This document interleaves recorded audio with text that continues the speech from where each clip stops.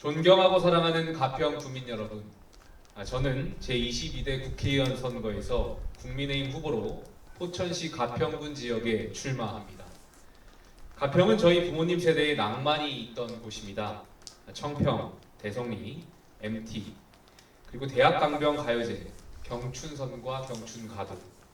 그 시대는 우리나라가 산업화에서 민주화로 발전해가는 시기였고, 많은 젊은 청춘들이 이곳 가평에서 자신들의 무한한 꿈을, 열정을 표출하고 서로의 마음을 나누었으리라 생각합니다.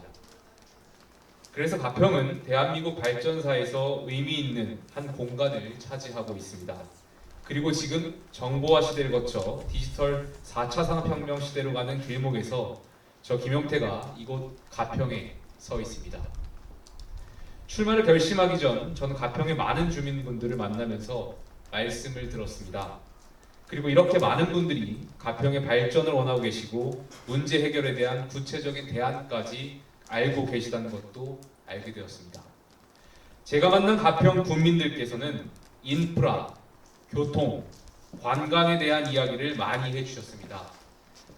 가평에 응급 환자가 발생하면 골든타임 24시간 내에 골든타임 내 24시간 응급실에서 조치를 받고 문제가 생겼을 때 또 다른 병원으로 갈 수 있도록 24시간 응급실을 설치해달라는 말씀을 들었습니다. 대한민국 국민 누구나 지역에 관계없이 안전한 조치를 받을 권리가 있다고 생각합니다. 또한 가평의 도로를 연결시켜달라는 말씀을 많이 들었습니다. 제2경춘국도를 제외하고 최근 5년간 국가도로망 계획에서 가평은 배제되어 왔음을 확인할 수 있었습니다. 제 뒤에 있는 이곳 호명산에 터널 설치해 가평의 국도를 연결해야 하고 불기고개의 터널화를 위한 기본 설계 용역비 확보에 대해서도 이야기를 많이 들었습니다. GTX-B 노선의 가평 춘천 연장을 위한 말씀도 들었습니다. 가평은 관광이 주산업인 도시가 관광은 이동이 자유로운 도로를 핵심 인프라로 한다는 것을 너무나도 분명히 알 수 있었습니다. 각종 규제, 특히 상수원 보호구역의 가평에서 관광산업은 얼마나 중요한지를 방증하고 있습니다. 관광특구 지정에 대한 말씀과 새로운 관광산업 동력 창출 등이 가평의 향후 30년을 결정할 것이라 생각합니다. 제가 대학 졸업 후 사회생활을 하던 중에 정치에 몸 담게 된 것은 세상을 바르게 하고 싶다는 소망이 있었기 때문입니다. 보수가 바뀌면 대한민국이 바뀐다는 신념을 갖고 보수정당의 혁신에 뛰어들었습니다. 지금 가평을 보고 있는 저의 마음가짐 또한 다르지 않습니다. 가평의 변화는 대한민국의 변화를 상징할 것입니다. 가평은 대한민국이 산업화에서 민주화로 발전해가는 시기에 함께했고 4차 산업혁명 미래사회로 진입하게 되는 향 30년간 대한민국은 다시 가평을 찾게 될 것입니다. 가평은 빼어난 자연환경과 오랫동안 축적된 관광 노하우를 가지고 있습니다. 인프라가 노후화되었다고 우리의 역량이 사라진 것은 아닙니다. 지금 사람들의 잠재적 요구에 부응하고 미래사회 발전 방향에 맞게 가평의 관광산업 발전 방향을 만들어 간다면 가평의 낭만은 다시 시작될 것입니다. 가평 발전의 본질은 관광에 있고 해법은 교통에 있다고 생각합니다. 이 둘을 맞물려 풀어나간다면 가평은 더 이상 지역 소멸 위기 지역이 될 수 없습니다. 군 재정 문제를 고민하고 생활 인구 기준을 충족하기 위해 3시간 체류 방안을 고민하지 않아도 됩니다. 앞으로 제2외곽순환 고속도로 시대가 열립니다. 이것을 가평이 누리려면 반드시 수동 IC와 37번 국도를 직선화 터널로 연결해야 합니다.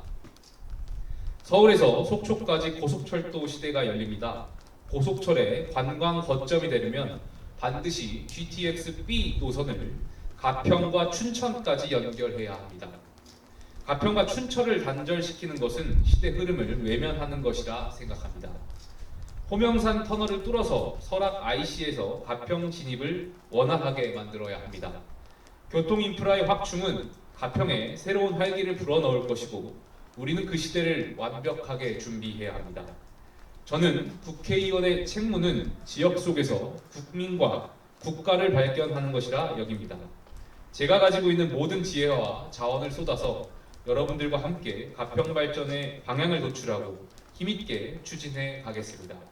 가평이 다시 한번 대한민국 발전 역사와 함께 하도록 김용태가 뛰겠습니다.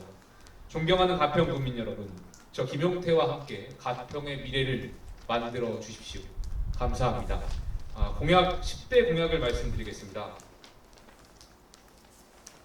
첫째, 가평 발전의 최우선 인프라 사통 발달, 교통망 구축을 앞당기겠습니다.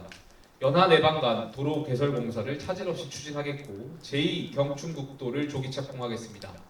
호명산 터널, 하천 IC 철학면 선영도로 구축을 추진하고 GTX B 노선을 가평 춘천까지 연장해 서울 가평 춘천 속초 고속철 시대를 열겠습니다. 둘째, 북한강 수변 관광 특구 지정 확정 짓고 자라섬은 국가 정원으로 발전시키겠습니다. 셋째, 공연 관광, 수학, 여행 관광 등 레저 관광 인프라를 지속적으로 혁신, 확충하고 수변 도시 랜드마크 건설을 추진하겠습니다. 그린앤 디지털 관광 도시 시스템 구축을 하고 뮤직앤 콘텐츠 클러스터, 커피앤 힐링 클러스터 등을 구축하겠습니다. 특히 남이섬의 가령 랜드마크 같은 관람차를 예정하고 있겠습니다. 네 번째, 노후엔 여가 관련 서비스 신산업 유치하여 복합 관광 생태계를 확대하겠습니다. 시니어 레저 스포츠 중점을 지원하고 특히 게이트볼, 파크골프뿐만 아니라 슐런, 몰키, 터링, 펫탕크 등 신중년 레포츠 아이템 개발을 해서 보급해서 가평의 많은 분들께서 즐길 수 있는 놀거리를 확충해 나가겠습니다. 다섯 번째, 가평형 청년 마을을 만들어 낭만이 있는 청년 창업 플랫폼으로 발전시키겠습니다. 현재 행정안전부 운영 청년 마을 프로젝트가 지원되는 사업들이 있고 가평에 확대해서 추진토록 하겠습니다. 예를 들어서 가칭 가평 선박학교를 운영하고 레저용 배 만들기 청년 마을을 조성해 많은 청년들이 가평으로 올 수 있도록 하겠습니다. 여섯째, 가평군 보건의료원을 건립해서 응급의료 공백 시대를 끝내겠습니다. 일곱 번째, 가평군 재정위기 해결을 위해 접경지역 지정을 이루어내겠습니다. 가평군의 경우 민통선 이남 25km 이내로 군사시설보호구역, 그다음에 미분공여구역이 여건이 개발 정도 지표 5개 중 3개 이상이 전국 평균 지표보다 낮는 등 접경지역 요건을 충분히 갖추고 있는데도 제외된 이러한 불합리성을 해결해 나가겠습니다. 여덟 번째, 기회발전 특구와 평화경제 특구를 반드시 유치하겠습니다. 아홉 번째, 시민안전 최우선 가평군과 함께 국민안전보장 매뉴얼을 점검해 나가겠습니다. 열 번째, 어르신들이 편안한 복지를 누리고 고령 친화도시 가평을 만들겠습니다. 이 열 번째와 관련해서 제가 가평형, 포천 가평형 모델을 제시하려고 합니다. 제가 가평에 와서 많은 어르신분들과 이야기하면서 깨달은 바인데요. 어르신들께서 저에게 물었던 말씀이 있습니다. 왜 연금이나 이 어르신 관련된 기금, 복지기금은 신청주의를 채택하고 있는지에 대한 질문이었습니다. 어르신들께서 국가가 직접 필터링을 거쳐서 해당되는 분들께 직접 지급하는 방안을 고민하면 안 되냐라는 말씀들 많이 해주셨고요. 물론 여기에 대해서 현실적으로 개인정보 동의를 정부가 알아야 되고 또 정보 시스템에 접근하는 문제가 있기 때문에 현실적으로 지금 신청주의를 채택하고 있지만 그러한 정보가 필요하지 않는 기금이나 복지 재원, 특정 연령이나 특정 계층에 포괄적으로 지원되는 복지 기금에 한해서는 신청주의가 아닌 국가가 일방적으로 다 지급할 수 있는 방향으로 개선해 나가겠습니다. 이 가평형 모델을 통해서 전국을 확대해 나가겠습니다. 이상으로 발표를 마치겠고 언론인 여러분들의 질의응답 갖겠습니다. 감사합니다. 여기는 제2경춘국도가 노선과 IC가 2020년 11월 4일 날 확정이 됐거든요. 그랬는데 작년에 2023년에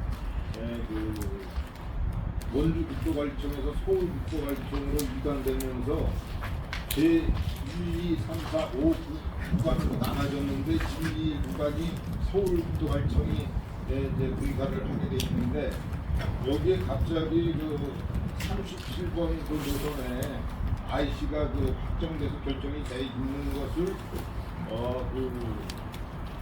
서울청에서 어떤 이유에서인지는 모르지만 뭐 주민의 안전을 위해서 37번 국도에서 46번 국도로다가 IC를 변경한다라고 해가지고 지금 현재도 당조정면에 그 추진위가 이제 결성돼 있고 이 천평면 주민들하고 그 대립까지 돼 있어요. 예. 실제 그러한 그 도로가 개설된다라고 하면 지금 37번 국도를 이용하는 주민들이 상조정면 주민들 수비사 병력하면 약 한 4만 인구가 되거든요. 그렇게 중대성을 가지고 있는 도로에 IC를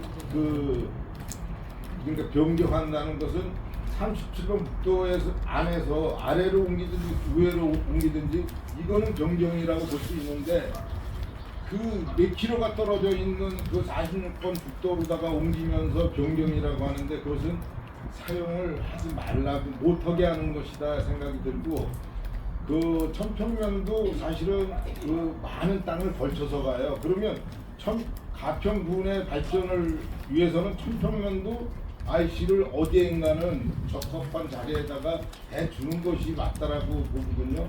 그 경춘국 제2경춘국도가 그 선정된 이유는 국가 기능 발전이고 시간을 단축해가지고 경제발전, 지역 경제발전을 위해서 아까 말씀하신 대로 응급환자가 생기면 골든타임을 놓치지 않기 위해서 이제 목적으로 하는데 당조정면 주민은 만약에 지금 37번 국도에서 46번 국도로 간다라고 하면 시간을 훨씬 많이 소요하는 그 있으나마나한 그런 적이 돼 있으니 좀 그 후보자님께서 꼭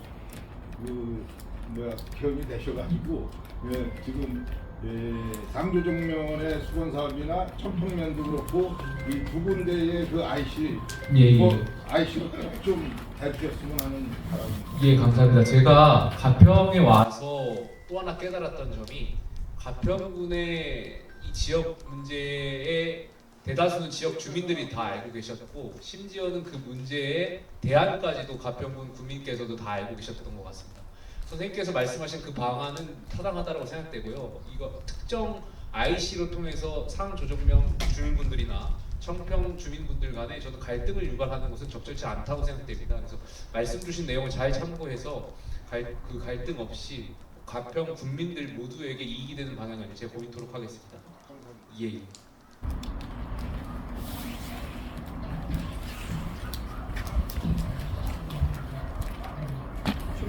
제가 예. 일요신문의 최남희 기자가 합니다. 예. 일단 이 자리에 쓰셔서 마지막까지 가시기를 꼭 감사합니다. 예. 먼저 한 5가지 정도 여쭤볼 예. 텐데요. 원래 지금 저희가 이제 방송에 나올 때 팀 이준석계로 알려진 천하용인의 한 분이 있습니다. 근데 이제 천하용인 중에 천하인은 탈당을 했는데 영만 남은 이유는 무엇입니까? 예. 지금 다 5가지 다 할까요? 한꺼번에 다 할게요. 그러면은. 예. 그 다음에는 원래 지금 2018년도에 바른미래당 출신으로 송파 의뢰 출마하다가 배현진 의원이 공천되면서 광명을로 출마했다가 이번에 포천 가평으로 옮기신 이유에 대해서 한번 말씀해 주시고요. 그리고 그 광명에서 가평으로 옮긴 이유가 이 말하자면 여기가 아무래도 그 보수 강세 지역이다 보니까 이쪽으로 옮겼다라는 이런 걸로 인해서 여론이 좋지 않는데 이거에 대해서 후보의 생각을 좀 말씀해 주시고요. 그리고 지금 조금 전에 10대 공약을 말씀해 주셨어요. 근데 국회에 입성하게 되면 포천 가평 지역을 위해서 가장 시급하게 처리해야 될 일이 무엇인지 또 말씀해 주시고요. 마지막으로 이거는 이제 직접 후보님과는 상관이 없습니다만 최근 이낙연 전 대표하고 이준석 전 대표가 뭐 서로 다른 가치를 가지고 빅텐트 만든다고 했는데 이거에 대한 우리 후보님의 의견을 얘기해 주시면 감사하겠습니다. 알겠습니다. 많은 관심 주셔서 감사합니다. 라디오 출연하면은 가끔 듣는 질문이어가지고 답변 드리겠습니다. 그 천하인은 떠났고 이제 용만 남았다라고 말씀하셨는데 저는 탈당할 생각이 없었습니다. 이 부분에 대해서는 이준석 전 대표도 인지하고 있었고요. 정치인이 어떤 결정을 할 때는 여러 가지 상황에 대한 변수라든지 경우의 수를 고민할 것입니다. 아마 이 전 대표도 실제 한 두세 달 전에 창당론이 대두되었을 때 진짜 탈당할 계획도 있었을 것이며, 말씀하셨던 것처럼 당이 변하면 당에 남겠다라는 생각도 아마 있었을 것입니다. 저는 이 두 가지 중에 후자에 대한 생각이 이 전 대표가 강했을 거라고 생각했고, 협상 레버리지를 올리기 위해서, 당이 변화하는 그 레버리지를 올리기 위해서도 이 전 대표의 힘을 좀 실어줄 필요가 있겠다 생각했습니다. 물론 그 과정에서도 저는 탈당할 생각이 없었다는 걸 이 전 대표가 알고 있었고요. 그러한 과정들이 점점 연말로 다가오면서 실제로 이 전 대표가 창당을 결심하게 된 그 시점에는 저는 탈당을 함께 하지 않겠다라는 의견을 다시 전달했고요. 그렇게 해서 남게 되었습니다. 제가 국민의힘에 남게 된 배경은, 저는 국민의힘을 사랑합니다. 그래서 이 보수정당이 세계적으로 모범되는 보수정당을 만들고 싶다는 자부심이 있습니다. 저희 국민의힘이 대한민국 집권과 함께 역사를 함께 해온 정당입니다. 국민의힘이 잘한 것도 있고 잘 못한 부분도 많았습니다. 저희 정당은 산업화와 민주화의 유산을 가진 정당입니다. 물론 그 과정에서 군부 독재도 있었고 이러한 것을 저는 미화하고 싶지 않습니다. 공은 공대로 취하겠고 과는 과대로 인정하겠습니다. 다만 저희 국민의힘은 민주화의 유산도 가지고 있습니다. 김영삼 대통령을 배출한 정당으로서 하나회를 척결하는 등 대한민국의 민주주의를 지켜내고 발전시키기 위해서 노력했던 정당입니다. 저는 이 정신을 계승해서 대한민국의 국민의힘이 세계적으로 모범적인 보수 정당으로 나아가는데 일조하고 싶고, 앞으로 그러한 역할을 계속해 나가기 위해서 포천 시민과 가평 국민들의 또 상식적인 목소리를 당과 국가에 직접 전달하는 역할도 하겠습니다. 두 번째는 그 선거 개념이 좀 다릅니다. 두 번째 질문에 대한 답은, 송파구는 제가 지방선거를 출마했었던 것이고요. 무소속으로 출마했었던 겁니다. 그리고 그 와중에 그 당시에 제가 2020년 국회의원 선거에서 송파을을 지원했습니다만, 당 공천관리위원회에서 광명을의 전략공천을 했습니다. 광명을이 당 입장에서는 어려운 지역이고 좀 당을 위해서 그 당시 586 운동권과 한번 싸워서 좀 당을 위한 희생을 해달라는 요청이 있었고, 제가 거기에 대해서 흔쾌히 수락했습니다. 저는 책임을 굉장히 중요시하는 사람입니다. 제가 지역 주민들과 광명을 당시 총선에서 떨어졌지만, 낙선했지만 2022년 지방선거에서 제가 평가받겠다라는 말씀을 많이 들었습니다. 당협위원장으로서 지방선거의 결과에 대해서 제 거취를 말씀드리겠다. 제가 그 당시 최고위원이었고 전국의 많은 후보들을 공천한 지도부로서 전국 지방선거를 이겼음에도 불구하고 광명시장과 광명광역의원, 제가 공천했던 시장과 광역의원분들이 모두 낙선했던 안타까운 선거 결과가 있었습니다. 제가 그 선거 결과에 대한 책임을 졌고, 또 맞물려서 그 시점이 저희가 국민의힘이 최고위원회가 비대위로 가는 시점이었습니다. 그래서 비대위로 가는 것을 제가 굉장히 반대했었고, 왜냐하면 그 당시에 절차적 민주주의를 훼손하는 일들이 있었고, 여기에 대해서 강하게 반대하면서 제가 끝끝내 비대위로 가는 것을 막지 못했습니다. 중앙 정치나 이제 지역 정치나 모두 제가 제 책임을 다하지 못했기 때문에 지역 주민들과 또 많은 당원들 앞에서 제가 백의종군하겠다는 말씀을 드리면서 모든 당직을 사퇴한 바가 있었습니다. 그에 따라 사퇴했던 것이고요. 그로부터 2년이 흐르면서 제가 이번에 총선에 지역구를 선택하면서 고향이었던 포천시로 돌아가겠다. 그리고 포천시 가평군 국민들과 함께 해오면서 이 지역의 많은 분들의 어떤 입장이라든지 발전해야 될 부분, 포천시 가평군이 여러 가지 규제를 통해서 그동안 성장에 저해되고 있었던 부분들을 확인할 수 있었고, 제가 여기서 만약에 기회가 되고 역할을 할 기회가 주어진다면 제가 국회의원으로서 포천시 가평군 주민분들의 의견을 잘 전달하고 대변할 수 있겠다라는 자신감이 있었고, 그래서 포천시 가평군으로 오게 되었습니다. 그래서 앞으로도 제가 국회의원이 된다면 포천시 가평군의 지역 발전 잘 이끌고 또 잘 이 의견들을 중앙으로, 방송으로, 여의도로 잘 전달해서 국민과 시민분들의 어떤 편의를 도모할 수 있도록 하겠습니다. 덧붙여서 저는 국회의원은 두 가지 역할을 다 해야 된다고 생각합니다. 첫 번째는 국회의원은 헌법기관입니다. 대한민국 국민 전체를 대표하고 헌법에 따라서 국익을 우선하게 판단해야 할 의무가 있습니다. 두 번째로는 포천시 가평군 지역구의 지역 주민을 대표하는 역할입니다. 중앙 정치와 이 지역 정치를 다 해내야 되고 또 이 잘 해내야 되는 의무가 있는데 사실 많은 정치인들이 어떤 특정 이 두 가지 역할 중에 한쪽에 쏠려 있거나 잘 못했던 부분도 있었던 것 같습니다. 그래서 제가 주민분들께 정말 판단이 돼서 좋은 기회를 얻게 된다면 이 두 가지 역할을 잘 해낼 수 있는 정치인으로 노력하겠습니다. 세 번째 이유까지 다 말씀드렸군요. 네 번째는 10대 공약 중에 가장 시급한 거 말씀드렸는데 저는 제 개인적으로는 국민이 어느 지역에 살든 안전하게 사는 것, 보수 정당이라는 것이 국민의 생명과 안전을 지키는 것이 굉장히 중요하다고 생각했고, 저는 이 가평 국민들께서 위급 상황에 응급처치라든지 응급시설에 갈 수 있는 환경들을 조성해야 된다고 생각했습니다. 서울 시민들이 누리는 복지에 대한 혜택과 가평 국민이 누리는 복지의 혜택은 좀 같아야 된다고 생각합니다. 특히 죽고 사는 문제인 응급 문제에 있어서는 가평 국민도 골든타임 내에 조치를 취할 수 있어야 된다고 저는 생각하고 있고, 다만 가평 국민들과 제가 많이 만나서 느낀 바로는 교통에 대한 문제를 굉장히 많이 지적해 주셨습니다. 계속해서 제가 공약에 말씀드렸던 것처럼 가평의 교통에 대한 국도의 어떤 여러 가지 사업들을 추진하고 설계를 잘 반영해달라는 말씀을 많이 해주셨기 때문에 이 교통에 대한 문제도 반드시 좀 잘 챙기겠습니다.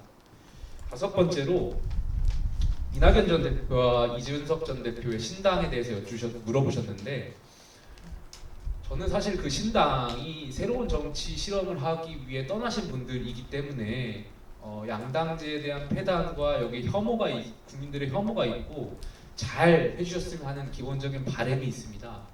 다만 신당들이 양당의 폐단을 공격하면서 자기 정체성을 세우는 것은 기존의 양당이 서로를 공격하면서 자기 부정했던 것과 크게 다르지 않다고 생각합니다. 그래서 신당이 잘 성공하려면 신당이 내세우는 가치와 비전을 국민들께 설득하고 이것을 관철해 나가는 것이 저는 이 신당의 핵심에 있지 않나 이런 생각이 있고요. 제가 과거에 바른미래당이라든지 새로운 보수당, 또 새로운 보수당 당대표 출신입니다. 여러 가지의 신당의 경험이 있습니다. 바른미래당 같은 경우는 제3지대 신당이었고요. 그러니까 그 당시에 합리적 보수와 합리적 진보가 만났던 정당이었고, 새로운 보수당 같은 경우는 보수개혁 신당이었습니다. 그래서 양 정당이 컨셉이 좀 달랐는데요. 어쨌든 창당을 하게 됐을 때는 이 두 가지 컨셉에서 크게 다르진 않을 겁니다.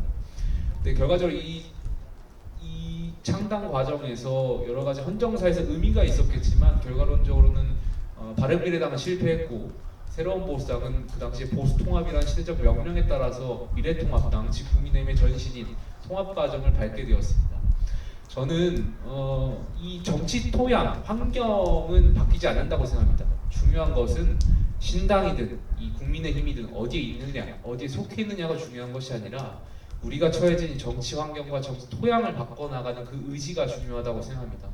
제가 국민의힘에 있어서 계속해서 중도층의 국민의 목소리를 전달하고 이러한 상식적인 목소리를 전달하고 국민의힘을 혁신하는 일에 집중하고 또 그것이 관철되어진다면 저는 국민의힘이 신당보다 훨씬 더 사랑받고 기대를 받을 수 있는 정당으로 거듭날 수 있다고 생각합니다.